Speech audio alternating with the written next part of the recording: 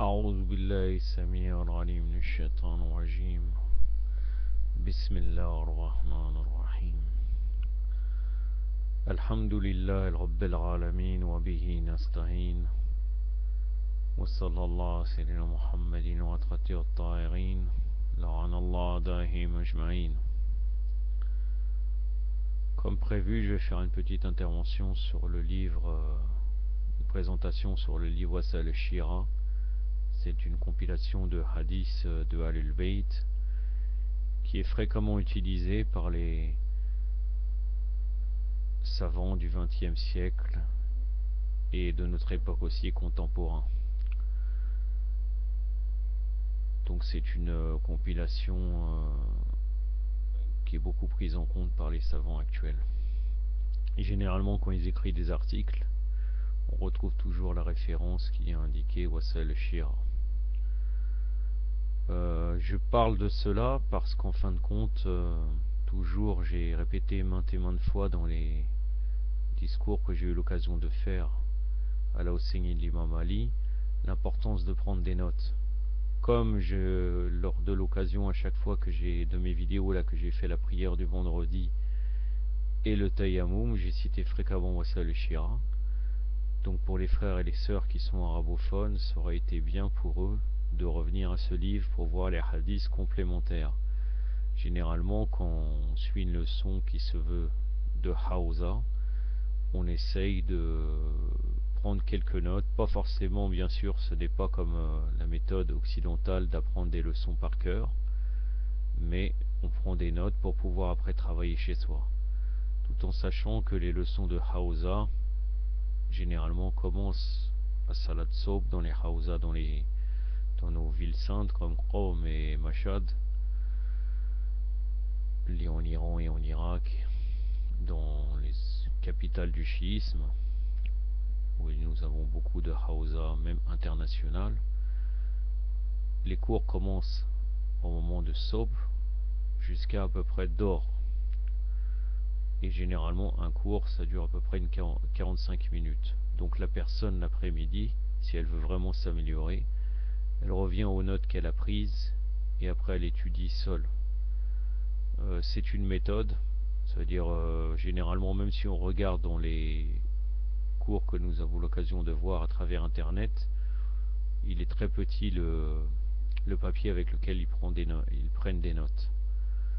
Donc voilà, donc en fin de compte, après ils travaillent chez eux. Ils sont pas comme certains frères qui a été dans les Hausa, qui passent leur temps après l'après-midi dans des cafés en train de fumer le narguilé ou bien boire des jus de fruits frais. C'est comme ça qu'après, des fois certains ont fait 10 ans, ça leur a rien servi, alors que nous avons ici certains frères, mashallah, et certains chirs à Paris qui ont étudié à peu près 5 ans, mais qui ont toujours révisé, et que ça a été très fructif. D'autres gens ont étudié beaucoup plus, mais franchement, généralement, ils ont, malheureusement ici en France, le niveau est très bas, malgré le nombre d'années d'études qu'ils ont passé dans le Hausa. Malheureusement. Bon, ça c'était une petite réflexion personnelle. De toute façon, peut-être certaines personnes peuvent ne pas être d'accord avec moi, mais ils ont qu'à observer la situation en France, comment elle est au niveau du chiisme. Donc, je vais commencer mon exposé. Ça va être juste une présentation. Quel est l'auteur, la méthode qu'il a utilisée donc dans Wasal al-Shira. Wasal al-Shira, faut savoir qu'en français ça veut dire les moyens des chiites. Donc Wasal al-Shira ila Tarsil Masail al-Sharia, c'est le titre complet de ce livre. Cela veut dire les moyens des chiites d'obtenir les articles de foi de la loi islamique, est un livre de hadiths englobant tous les hadiths relatifs aux statuts légaux et aux chapitres de la jurisprudence. Il a été écrit et compilé par le faqih, c'est-à-dire le jurisconsulte, et le muhaddis traditionniste, le Cheikh Mohammed ibn Hassan el-Our el-Amili, donc de Jabal el-Armal, le Liban actuel, décédé en 1104 de l'Hégire, rahmatullah alayh, en se référant à des sources accréditées dont chacune est considérée comme une référence incontournable du hadith de Ahl al-Bayt. Depuis sa compilation et jusqu'à nos jours, cet ouvrage est entouré d'une attention particulière car les mujtahid, les docteurs de la loi, en ont fait leur référence en raison de ses bonnes ordonnances et classifications. Dans quel but l'auteur d'Al-Wasail al-Shia a-t-il compilé ce livre? Dans l'introduction d'Al-Wasail, le faqih et le traditionniste El-Or al-Ameli, parlant de son but et de sa méthodologie de composition écrite textuellement, il ne fait pas de doute que la science du hadith est la plus noble des sciences et la plus solide d'entre elles. Elle mérite bien que l'on y consacre sa précieuse vie. Et comment ne pas le faire? Alors que ce savoir est puisé chez ceux qui ont la particularité d'être obligatoirement suivis, ceux qui, selon la stipulation de la loi et le consensus unanime, cumulent les arts du savoir, ceux qui sont immunisés contre l'erreur et la futilité et à l'abri des imperfections et des fautes, c'est-à-dire les imams de Ahlul Bayt alayhim salam et le prophète Mohammed sallallahu alayhi wa alayhi et Fatima Zahra alayhi salam. Ceux qui sont immunisés contre l'erreur et la futilité et à l'abri des imperfections et des fautes. Très souvent je faisais appel à ma pensée et à ma plume et j'incitais ma connaissance et mon courage pour m'aider à écrire un ouvrage capable d'atteindre le but recherché et suffisant pour aboutir au savoir et à la pratique. Oui, parce que quand vous allez voir, je vais vous lire après les différents chapitres, vous allez voir c'est équivalent finalement à une Risala Amaliya, mais avec des hadiths. Ça veut dire c'est une compilation de hadiths avec tous les articles de loi de la charia qui peuvent servir aux croyants. Car quiconque a lu les livres de tradition et vu de près les hadiths qu'ils renferment et les commentaires de leurs auteurs constate qu'il ne manque pas de longueur, d'interprétation éloignée, de difficulté d'apprendre, de dispersion des hadiths, de différence dans les choix, de fréquence des répétitions, de présence de hadiths annexés à la jurisprudence alors qu'ils ne contiennent aucun statut jurisprudentiel, d'absence de nombreux hadiths relatifs aux statuts légaux. Vous voyez, il n'a pas fait comme actuellement, beaucoup de gens écrivent des livres maintenant, en réunissant des idées à gauche à droite. Il a écrit un livre, car il a vu que c'était très utile et qu'il y avait un manque qu'il devait combler. Donc maintenant je vais vous lire les différents chapitres d'Al-Wasail al-Shia. Comme ça vous allez voir qu'il regroupe énormément de choses.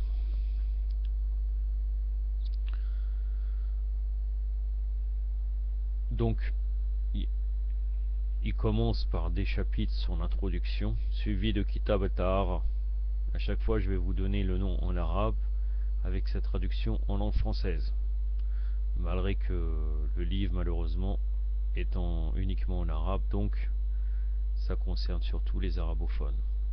Kitab al-Tahara, la partie de la purification, puis as-salat, donc la prière, az-zakat, c'est-à-dire l'aumône légale, el-khomos, ça tout le monde sait ce que ça veut dire, el-siyam, le jeûne, el-irtikaf, la retraite spirituelle, el-hajj, el-jihad, el-amr bil ma'ruf wa nahy anil munkar, commander le bien et interdire le mal, el-tijara, le commerce, el-ran, le gage, el-ajr, l'interdiction, el-daman, la garantie, le cautionnement, el-sur, la conciliation, el-sharaka, la société, el-mutaraba, la commandite, el-muzara ou el-musaqat, c'est le fermage à la part de la terre et des vergers,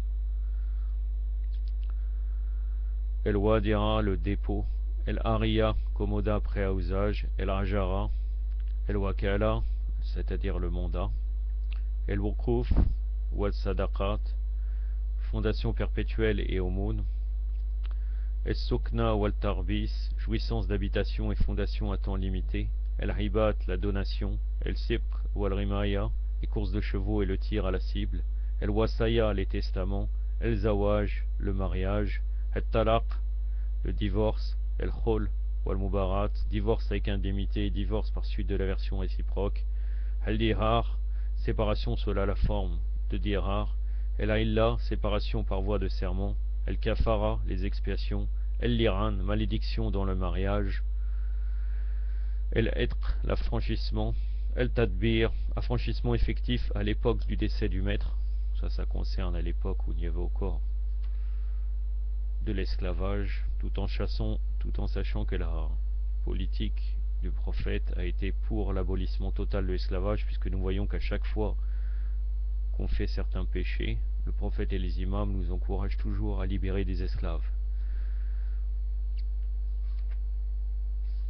Ou al-Mukataba, affranchissement moyennant rachat par l'esclave de sa personne, ou al-Ristila, affranchissement de l'esclave mère de l'enfant du maître, el-Iqrar, l'aveu, el-Juhala, la récompense, el-Ayman, le serment, el-Nid wa al-Ard, le vœu et la promesse, el-Sayd wa Sabari, la chasse et les rites, wa Dabba, c'est pas Sabah, la chasse et les rites de l'égorgement, el-Ratrima wa al-Ashriba, les aliments et les boissons, el-Hazb, l'usurpation, el-Shofa, la préemption, Ihya el-Amwat, la mise en valeur des biens vacants, el-Luqata, les objets trouvés, el-Faraid ou al-Muamaris, les successions et les héritages, el-Qada, la procédure, el-Shahadat, les témoignages, el-Hudud, les peines prescrites, el-Qasas, le talion, la rétaliation, el-Diya, le prix du sang. Voilà, tout cela c'est les chapitres, les différents chapitres de Wasail al-Shira. Vous voyez, nous avons un livre totalement complet. Pour ceux qui veulent y revenir, ça peut être très intéressant pour les chercheurs en religion. Donc maintenant, quelles sont les plus importantes des caractéristiques des Wasail? Ce qui saute aux yeux le plus dans cet ouvrage peut être résumé dans les points suivants. Premier point, il facilite la tâche de ceux qui recherchent des hadiths relatifs aux branches de la jurisprudence, car le livre est organisé selon l'ordre des sujets présentés dans les livres de jurisprudence. Comme je vous l'ai dit, c'est l'équivalent plus ou moins d'une risala en Mali, une risala d'un mujtahid, d'un épître pratique. Deuxième point, joindre le hadith à ceux qui lui correspondent dans un même chapitre, ce qui rend l'accès de l'ensemble facile aux chercheurs. Troisième point, rassembler un hadith parsemé dans de différentes sources ou de différents chapitres d'un même livre. Quatrième point, et dernier, insérer des hadiths figurant dans les livres de hadith autres que les 4 livres. Les 4 livres, c'est-à-dire les 4 livres sources. El-Usul al-Kafi, de Al-Kolayni, Man la yadur al-Faqih, Shir Sadouk, Odanullahi alayh, El-Tardib wa al-Istibsar de Shir al-Tusi, Muhammad ibn al-Hassan al-Tusi, Odanullahi alayh. Ce sont les 4 livres sources, généralement, qu'on cite, qui sont les sources de la jurisprudence pour Al-Bayt, les 4 usul. Donc insérer des hadiths figurant dans les livres de hadiths autres que les 4 livres. L'auteur en cite 81 livres dans la 4e utilité de la confusion de son ouvrage. La méthodologie de l'auteur dans la composition de son ouvrage. Donc, El-Ra al-Amili radhiyallahu alayh a déclaré à cet égard dans l'introduction de ce livre: je n'y ai rapporté que de hadiths figurant dans les livres célèbres, dignes de confiance et auxquels se réfèrent exclusivement les chiites. Je commence par mentionner le nom de l'auteur du livre duquel j'ai rapporté les hadiths, en mentionnant les chaînes de transmetteurs, les parties et tout ce qui les concerne à la fin du livre. À la fin de son livre, il écrit: et j'ai mentionné le nom de l'ouvrage dont j'ai rapporté le hadith, en commençant par le nom de son auteur, sauf pour les hadiths rapportés des 4 livres où j'ai commencé par citer les noms des auteurs sans mentionner les noms des livres. Il a débuté le livre par des hadiths dans l'introduction des ibadat, les actes cultuels, puis il a divisé sur les parties connues de la jurisprudence, allant de la purification et finissant par les diyat, les prix du sang. Ensuite, il a subdivisé à chaque partie en plusieurs chapitres, dont les titres portent ses propres fatwas, décrets juridico-religieux, sur les sujets respectifs, chaque fatwa étant suivi de la mention des plus importants hadiths qu'il était, ainsi que de la mention de la chaîne de transmetteurs complète de chaque hadith, suivi de la mention des autres voies de transmission. Maintenant, je vais terminer par les éditions du livre et le nombre de ces hadiths, puis après une biographie sommaire pour ceux qui veulent revenir aux études de ce livre. Donc ce livre a été réédité de nombreuses fois, dont la première était en imprimerie de pierre et en 3 gros volumes. Il sera édité par la suite en 20 volumes plusieurs fois, dont la première au cours des années 1376 1389 de l'Hégire, et en 30 volumes en 1414 de l'Hégire à Rome. Le nombre de ces hadiths, selon la numération de la dernière édition, s'élève à 35 868 hadiths.